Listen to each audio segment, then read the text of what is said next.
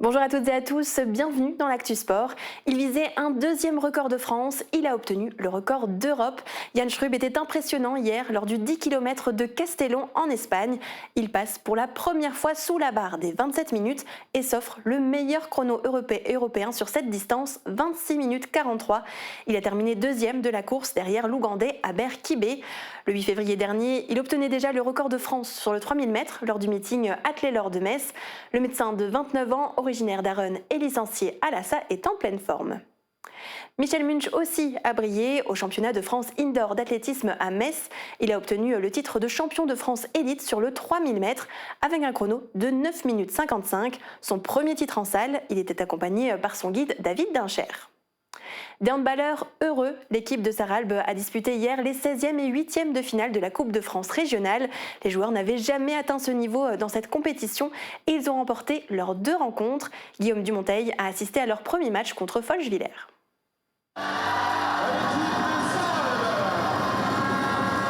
À l'applaudimètre, il n'y a pas photo.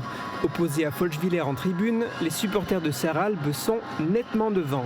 Ils sont plus nombreux et font plus de bruit. De quoi galvaniser leurs protégés qui, dans l'histoire du club, n'ont jamais atteint ce niveau dans la compétition de Coupe de France régionale. Sur le terrain, le début de rencontre est accroché et il faut quasiment attendre 3 minutes de jeu pour assister au premier but de la rencontre. Il est inscrit par les handballeurs de Sarralbe, de bon augure pour la suite.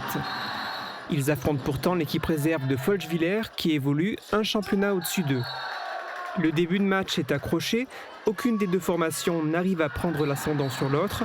Appliqués et toniques, les handballeurs sarralbigeois réussissent cependant à se détacher et à obtenir une avance de 3 buts. Les joueurs de Folchwiller n'arrivent pas à revenir à égalité, s'énervent un peu et à la mi-temps, le CO Sarralbe Handball est devant au score 11 buts à 9. Au retour des vestiaires, les défenses continuent à prendre le pas sur les attaques.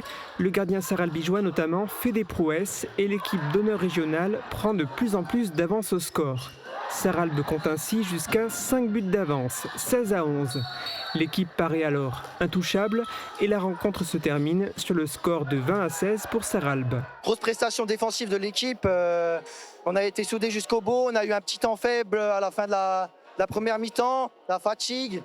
L'énergie qu'on met et finalement ce résultat on s'en peut plus correctement. Après cette victoire historique en 16e de finale de Coupe de France régionale, les handballeurs de Sarralbe n'avaient plus qu'à attendre l'issue du duel entre Messmanni et Wittersheim pour connaître l'identité de leur futur adversaire en 8e. Et en 8e, les joueurs du CO Sarralbe Handball ont joué contre l'équipe de Messmanni Handball qui évolue en pré-national, soit 2 divisions au-dessus d'eux. Et ils se sont imposés 32 à 22. Direction donc les quarts de finale pour les Sarralbigeois. Côté foot, c'est une victoire aussi pour le Sarreguemines FC. Les Fayenciers étaient à Illkirch-Grafenstaden vendredi soir. Ils se sont imposés 4 buts à 2. Prochain match samedi à domicile contre Obermodern.